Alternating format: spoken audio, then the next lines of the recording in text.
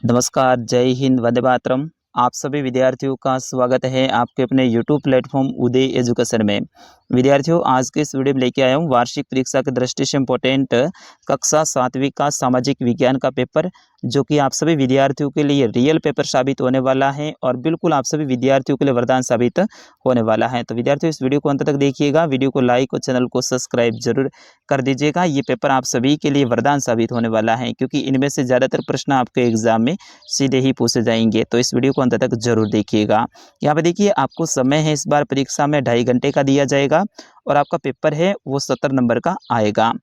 इसमें पहला प्रश्न देखिए, मध्यकाल में संस्कृत ग्रंथों के ज्ञान के कारण समाज में बड़ा आदर होता था। राजपूतों का, मुगलों का, ब्राह्मणों का या वैश्यों का? तो विद्यार्थियों, इसका सही आंसर क्या होगा? मध्यकाल में संस्कृत ग्रंथों का बड़ा ज्ञान होने के कारण ब्राह्मणों का बड़ा आदर होता था। तो ऑप्शन स इज करेक्ट आंसर, ब्राह्मणों का। फिर उसके बाद में अगला प्रश्न है, रबी फसल की बुआई राजस्थान में कब की जाती है? तो रबी की बुआई है वो अक्टूबर नवंबर में की जाती है, यानी अपन जिसको क्या बोलते हैं, शियाड़ू बोलते हैं। क्या बोलते हैं? शियाड़ू की जो फसल होती है ना, वही है आपके रबी की फसल, जिसमें गेहूँ, जीरा, सरसों वगैरह अपन बोते हैं।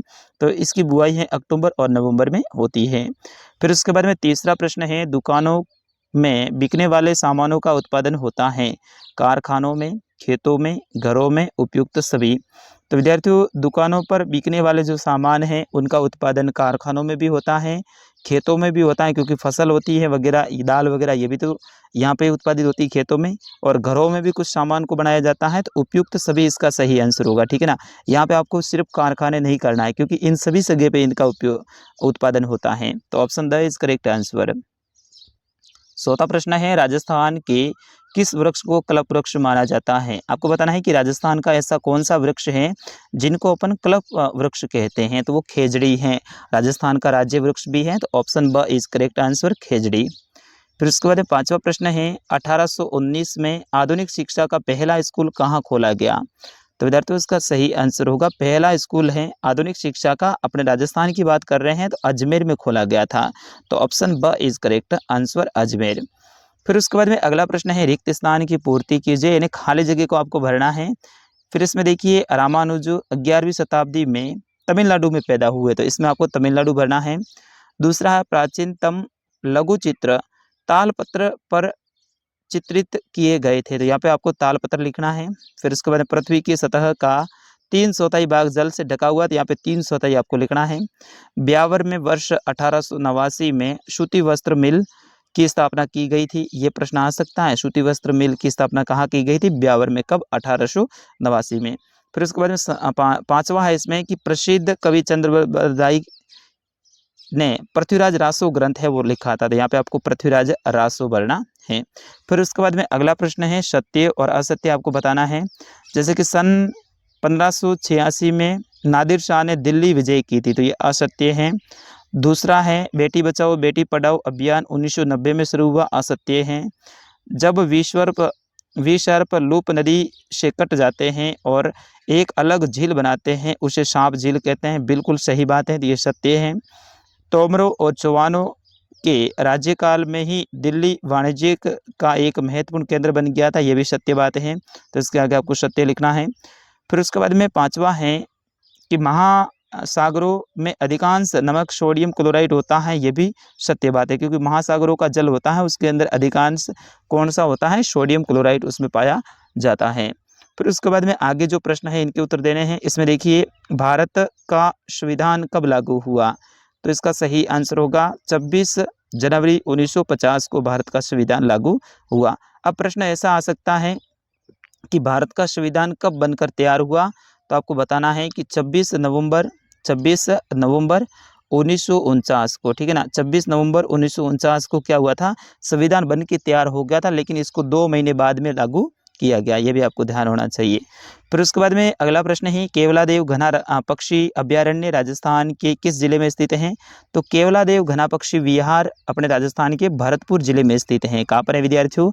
भरतपुर जिले में। फिर उसके बाद में अगला प्रश्न है आग्नेय शैल किसे कहते हैं। वेरी वेरी मोस्ट इंपॉर्टेंट ये प्रश्न है, आग्नेय शैल किसे कहते हैं। जो शैल मैग्मा के धीरे धीरे ठंडा होकर बनती हैं उसे आग्नेय शैल कहती हैं। यानी पृथ्वी के अंदर से जो द्रवित लावा बाहर निकलता है और फिर धीरे धीरे ठंडा हो जाता है, वो आग की तरह बाहर निकलता है फिर ठंडा होता है ना, तो वो आग्नेय शैल है। कौन सी है विद्यार्थियों, आग्नेय शैल। फिर उसके बाद में अगला है कि संरक्षक किसे कहते हैं। संरक्षक वह प्रभावशाली एवं धनी व्यक्ति होता था जो कलाकार, शिल्पकार, विद्वान और अभिजात जैसे किसी अन्य व्यक्ति को मदद एवं सहारा देता था, उसे संरक्षक कहा जाता है। फिर उसके बाद में पांचवा है कि रजिया सुल्तान कौन थी। वेरी वेरी मोस्ट इंपॉर्टेंट ये प्रश्न है, रजिया सुल्तान कौन थी। तो रजिया सुल्तान इल्तुतमिश की बेटी तथा दिल्ली की पहली महिला शासिका थी या शासक थी, जो 1236 से लेकर 1240 तक दिल्ली के सिंहासन पर रही, यानी लगभग 4 साल तक ही रही थी। फिर उसके बाद में इनको हटा दिया था। फिर उसके बाद में छठा प्रश्न है, भारत में वोट देने का अधिकार किसे प्राप्त है। तो सभी वयस्क नागरिक जिनकी उम्र 18 वर्ष या उससे अधिक हो, सभी को मत देने का अधिकार है, वो चाहे किसी भी लिंग से संबंधित हो, चाहे स्त्री हो या पुरुष हो। फिर उसके बाद में अगला प्रश्न है, पर्यावरण से आप क्या समझते हैं। तो स्थलमंडल, जलमंडल, वायुमंडल तथा जैवमंडल का वह आवरण जो हमारे चारों तरफ से हमें घेरे हुए हैं, पर्यावरण कहलाता है। दूसरे शब्दों में कहें तो हमारे चारों ओर पाए जाने वाले लोग, जीव जंतु, स्थान, वस्तुएं, प्रकृति को पर्यावरण कहते हैं। ये प्राकृतिक एवं मानव निर्मित परिघटनाओं का मिश्रण होता है। यानी पर्यावरण है वो दो प्रकार के होते हैं, एक तो होता है प्राकृतिक पर्यावरण, एक होता है मानव निर्मित। मानव निर्मित का मतलब है जैसे कि सड़कें, झील, ठीक है ना, और झील जो कृत्रिम रूप से मानव बनाता है वो, उसके साथ ही जो आपके मकान हैं, ठीक है ना, पार्क हैं, ये सारे के सारे मानव निर्मित हैं। पेड़ पौधे, जीव जंतु ये प्राकृतिक है। तो दो प्रकार के पर्यावरण होते हैं। फिर उसके बाद में अगला है कि विधानसभा क्या है। तो विधानसभा ऐसा स्थान होता है जहां सभी विधायक, चाहे तो वे सत्ताधारी दल के हो या विरोधी दल के, विभिन्न विषयों पर चर्चा करने के लिए एकत्रित होते हैं तथा सरकार द्वारा किए गए निर्णयों व कानूनों को स्वीकृत या अस्वीकृत किया जाता है, वह स्थान विधानसभा कहलाता है। तो राजस्थान की विधानसभा कहाँ है विद्यार्थियों, जयपुर में है, यह भी आपको ध्यान रखना है। फिर उसके बाद में अगला है कि बुनकर व्यापारियों पर किस किस तरह से निर्भर हैं।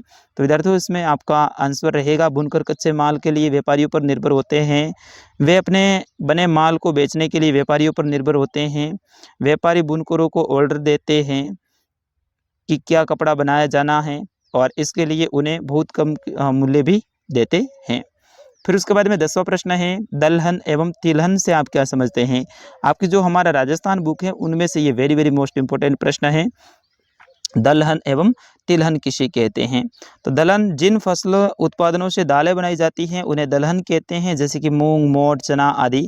तिलहन जिन फसलों के उत्पादन से तेल निकाला जाता है उन्हें तिलहन कहते हैं, जैसे कि तिल, मूंगफली, सरसों, अरंडी, ये सारी सारी क्या तिलहन फसलें हैं। फिर उसके बाद में अगला है, राजस्थान में कृषि आधारित उद्योगों पर संक्षिप्त में वर्णन लिखना है। यानी कृषि आधारित जो उद्योग है उनके बारे में आपको संक्षिप्त में बताना है। फिर उसके बाद में अगला प्रश्न रहेगा, राजस्थान में निम्नलिखित शासकों का परिचय दीजिए। महाराणा सांगा के बारे में आपको लिखना है, महाराणा राय सिंह के बारे में, महाराजा राय सिंह के बारे में लिखना है, मिर्जा राजा जय सिंह के बारे में आपको लिखना है।